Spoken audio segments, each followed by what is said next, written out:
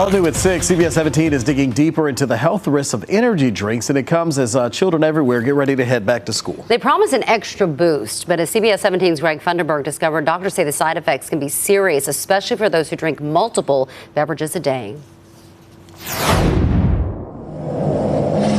Energy drinks are known to pack a major punch. Keep me awake, mostly keeps me from getting a headache, just makes me does not feel like These popular drinks come big and small, grab and go ready, supercharged with caffeine. According to the National Institutes of Health, they are the fastest growing beverage in the soft drink industry and are known to lure young adults. For about 4 or 5 years. Nearly since 2010, since I joined the military. Marketed as high-energy, on-the-go performance-enhancing beverages, studies have shown young adults and college athletes, mostly male, have become the biggest consumers. On average, when I found out I can handle them without getting sick, I said I was like, we're talking like probably about 10 easily.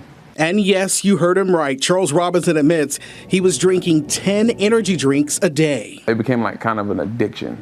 An addiction he quickly realized would lead to some health challenges. I had to have a bone reconstruction surgery. I was born with a deformity. He says the surgery was in January, and his physician became increasingly concerned considering his healing process was slow moving.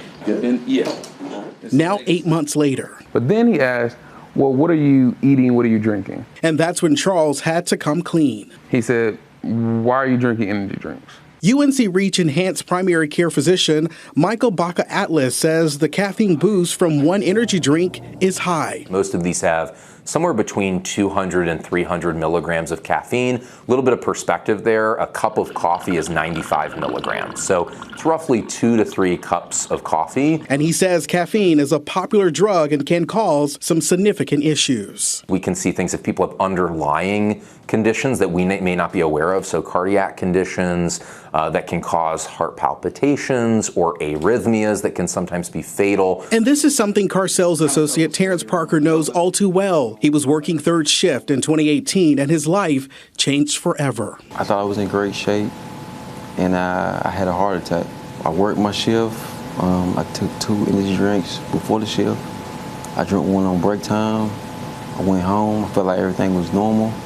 I was taking my son to school. And all of this happened when he was just 34 years old. On the way to school, between then and later that day, I blacked out. I have no memory. Dr. Baca-Atlas says these stories are the reality for so many individuals. He says it's not just caffeine inside these beverages that raise red flags. We can see people developing pre-diabetes and even diabetes from some of these beverages because they are extremely high in sugar. So you may ask, how does someone cut the habit? Dr. Baca-Atlas says it starts with slowly cutting back on energy drink intake and seeking professional help. That person may be having sleep problems. They may need to go see a counselor to kind of work on and address sleep habits.